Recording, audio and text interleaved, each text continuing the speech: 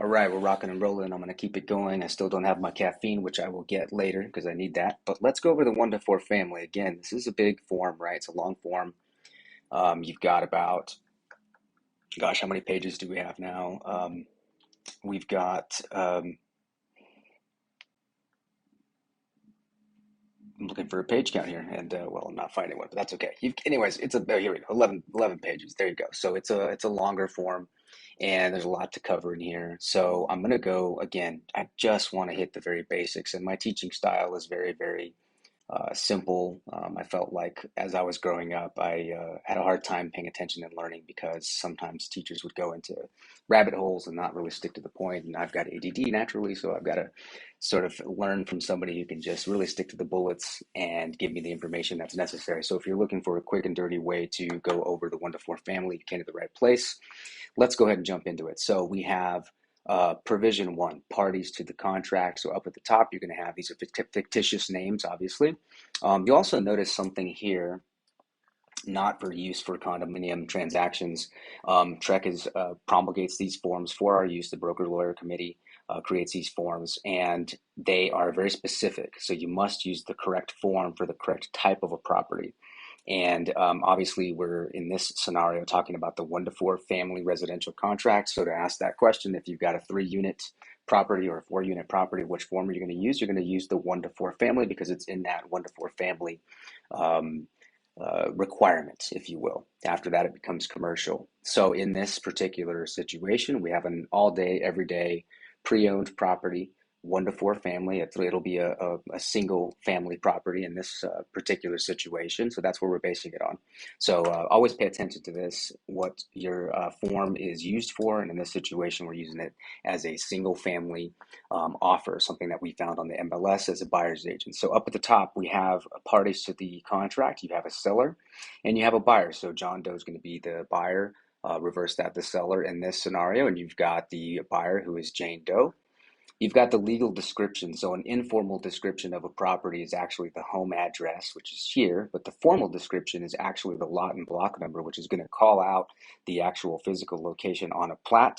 And so that's what that legal description is. And obviously it's put in place so that way, you're not putting an offer on a different property and having any confusion about the property that you're offering on because you have a specific relation to that, which is that lot and block number of where it's located on the plat. Okay, so this is always interesting. Paragraph 2B and 2C, we have improvements and accessories. These are things that are going to be permanently installed in some cases. Obviously, with the improvements, they're going to be permanently installed or permanently affixed. But we do have accessories. These things may be movable. So if you actually read through this, it's kind of interesting. You have, for example, um, artificial fireplace logs. So even though the artificial fireplace logs can be taken out, they can be removed, they can be, put in the trash, they can be stored somewhere. When you sell the home, these are things that are going with the property. So these are things that are transferring with the purchase of the property. So we as a buyer's agent need to explain to the buyers what's staying and what's going. And there's lots of confusion there. And again, this isn't an in-depth study on these offers. We're just doing a really quick sort of offer. I want to keep it as short as possible, actually, so I don't have time to go into that. But take a look at this because it's really kind of eye-opening for the buyers as to what goes with the property, making sure that they understand what's going and what's staying, the difference between personal property and real estate property. Okay, so we have exclusions. Now let's just say for whatever reason that the seller's agent makes it very clear that they're going to take the light fixture in the entryway with them at closing, which means the sellers are going to remove that light fixture and they're going to take that with them. In that case, it must make it onto paragraph 2D because that's the exclusion. So even if you see it on the MLS, that's one thing, but it must make it onto the exclusions, which would be right here in our agreement. Because remember, bilateral contract, both parties have to agree to all terms. So it's not just an advertisement on the MLS, it must make it actually to the agreement itself. Okay. Moving things on, we have the cash portion down. So how are we going to get that amount? Well, we're going to get that amount from the lender. So the lender is going to tell us, hey, they're pre-approved. Here's the pre-approval. And the amount down for this particular seller, buyer, reverse that is going to be $50K. So we would put the $50,000 cash down payment here. And again, this is all fictitious, but just to make it really simple numbers, we put the sales price as being $550 or whatever the offer amount is going to be. And then they're going to finance $500 those two added together, so 3A plus B is going to be the actual offer amount, which is going to be 3C, and that'll be the 550 offer amount. Leases, this is a newer addition to the contract that they added in. It may not pertain, but if there is a particular lease on a property, you're going to make sure that you check this off. Why would somebody want to buy a property that has a lease on it? Well, it's really simple. Investors would want to buy a property like that because they would have a built-in tenant. But again, we're not going into super detail here, just going through the bullet points. Okay, so page 2, we obviously have the address up here. You want to make sure that your offer is nice and clean. So let's make sure that this is all correct up here. I always make sure that I'm very scrupulous and meticulous when I'm filling these out to make sure that there's not any mistakes, and that way the listing agent understands that you got your stuff together. Earnest and option fee. So we are going to pick a title company. Sometimes there'll be a preferred title company. Sometimes you're going to want to use a title company that you have a relationship with. Never lose a deal over a title company, but nonetheless, it must make it onto this paragraph. And then you'll have sometimes, I'll call out an escrow agent here. Could be the name of somebody I enjoy working with. I'll put that here. And then we have the address, of course, the amount of the earnest money, and the amount of the option fee. So these are all negotiable, remember. Earnest money does not necessarily have to be included in order for there to be a contract. You can actually put 0 here, but why would you put 0? You want your offer to look good, right? So typically it's going to be 1% of the purchase price. The option fee is the consideration that is put up by the buyer to pay for the option fee. At that moment in time, you're now going from a bilateral contract to a unilateral contract, because the buyer now has the unilateral unrestricted right to terminate within a preset amount of time, and that's going to be located on provision 5B. That's the amount of days that you're requesting for the option fee. And so you have your earnest money here, you have your option fee here. This paragraph notates in the amount of time that you have to deliver the earnest money, and you'll notice that it's going to be 72 hours. So you have 3 days to deliver that option and earnest money. You can now deliver that straight to the title company. You want to make sure that you do that in a timely manner, and I never hesitate in telling my buyers to get that over as quickly as possible, as opposed to waiting to the very last minute to get that done. You never want to have a situation with that. For those out there who are wondering whether you're an agent or not an agent, you can wire these funds. That's the easiest way to do it because it just makes it nice and simple. Not many people carry around their checkbooks anymore. Okay, title policy and survey, paragraph 6. The title policy is going to be paid for either by the buyer or the seller. So many cases it's going to be the sellers that's going to pay for that. It's about 1% of the purchase price. And again, that's a rough estimate of what that price is going to be. You can have a title company do a net sheet for you and tell you the exact amount of that. But I always tell the sellers to calculate about 1% of the purchase price to allocate towards the title insurance. Now, on paragraph 6, A, provision 8, Roman numeral 2, you're going to see this will be amended to read shortages in area at the expense of the buyer or the seller. Now, understand that just like any other title, any other insurance policy, there are exceptions, right? There's certain things that they're not going to be covered. And so to make sure that your buyer has the best protection possible, you'll want to make sure that this is checked off, and it's 5% of the title policy cost. So if your title policy's $3,000, $4,000. In this case, it might be $5,000 because the sales price is $550. So let's just say the title policy is $5,000, and then it's going to be 5% of that. So you're talking about $250 to get this additional insurance rider. I always recommend that the buyer do that. And depending on how the offer is going, meaning if there's multiple offers or something, I will recommend that the buyer take on that expense because it's something additional that the buyer is wanting. Okay. So you have now moving on to paragraph 6C, and what we'll do is do a separate video, maybe in depth, paragraph to paragraph. People struggle with certain paragraphs, but for this, I'm doing it quick and dirty, just like you were about to write an offer as a quick reference. So going on to 6C, that's going to be the survey. The seller will either have a survey that they already have, or you're going to purchase a new survey. So if they have a survey and a T47, you're going to want to make sure you get that in I usually put about 5 days here, and I will usually make that a buyer's expense if the survey is not acceptable. Now remember, this is up to you strategizing based on the amount of competition on the offers that you have. You got an extreme amount of competition, multiple offers. You'll want to make sure that you take on any of the additional expenses because you want your offer to look as good as possible. If not, you might put that over on the seller side. It just depends on what the offer situation is like. And it specifies other situations that you might have with the survey too. But 9 times out of 10, you're going to have a seller who already has a copy of a survey. And if the buyer is willing to use that survey, then within about 5 days, you'll want to take a look at that. And then if another survey is required, then it'll be a buyer's expense. Okay, now on paragraph 6D, you've got objections. And this would be something that you are planning on doing with the property. So let's just say you're planning on using it as an Airbnb, you're planning on operating a daycare out of that property, you're planning on doing something. You'll want to make sure that there's not any deed restrictions, there's not anything that comes up in the title commitment, there's not anything that's going to stop you from doing what you want to do. And so we usually will put that in here if we know that the buyer is trying to do something. If they're not trying to do anything, when we usually will leave that blank, we still want to review it, but we don't have a certain activity. We used to put single family in there, and it just is not necessary because we know that they're purchasing it for the single family use. And if not, we're going to put it something else in there, like I specified earlier, Airbnb, so on and so forth. And I'll just leave that in there actually so the people that are using this later can understand where I'm going with that. Okay, so membership in an association. So if there's an HOA, we're going to check off yes or no. This one's not an HOA, so we're going to check off no there.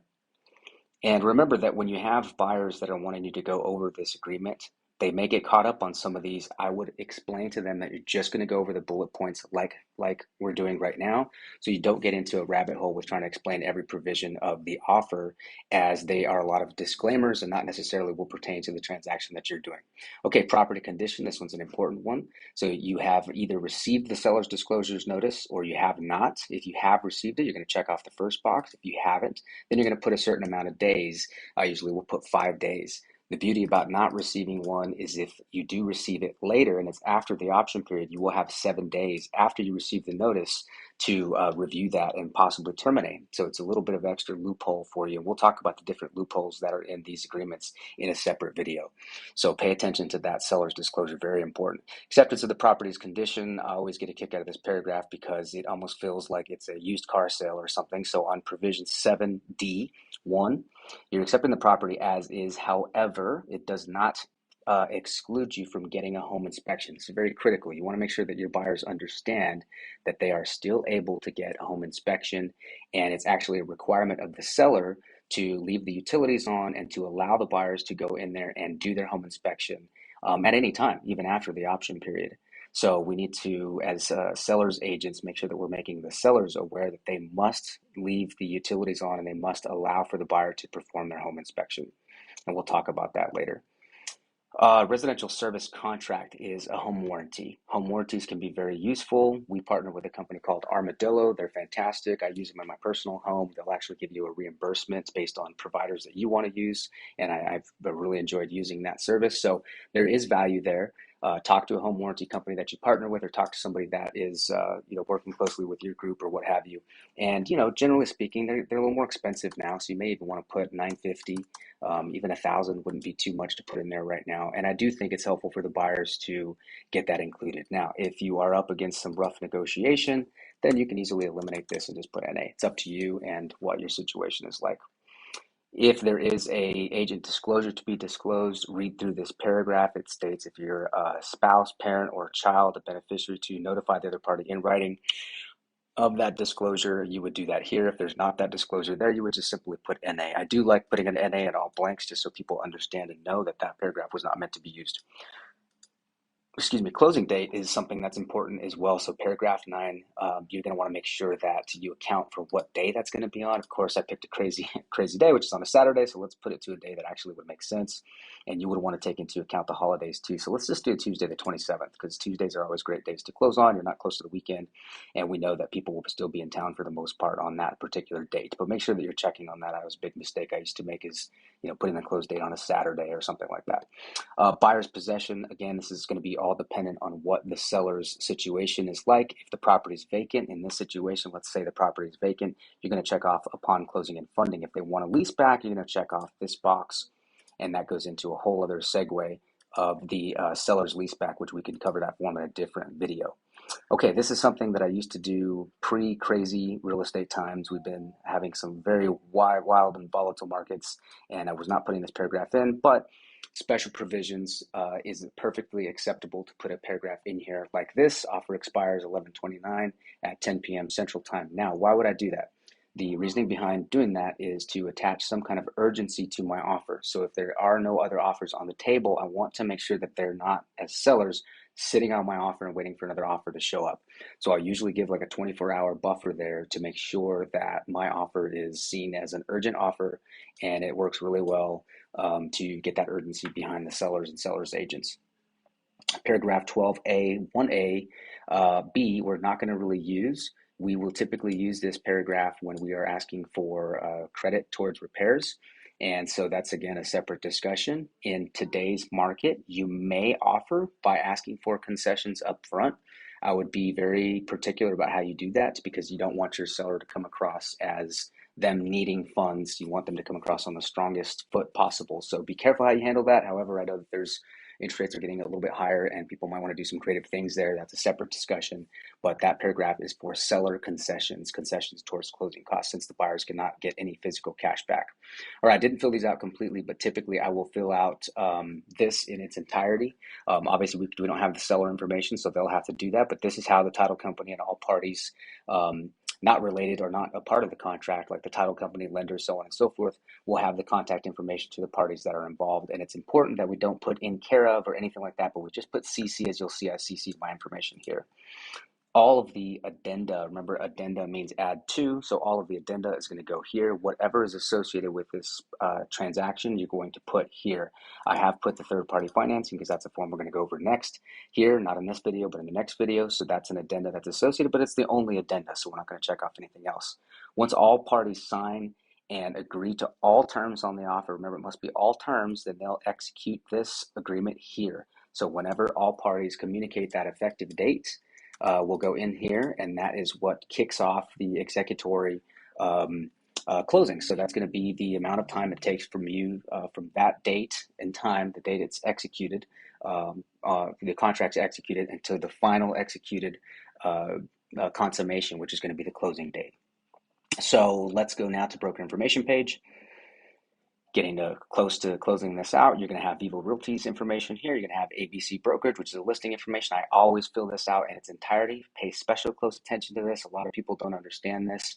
How would the seller's agent know if you have a client or not? Well, very simple. It asks you if you are representing buyer only as buyer's agent, or if you're representing the seller as a listing broker's sub-agent. Very important because some brokerages do not pay sub-agency.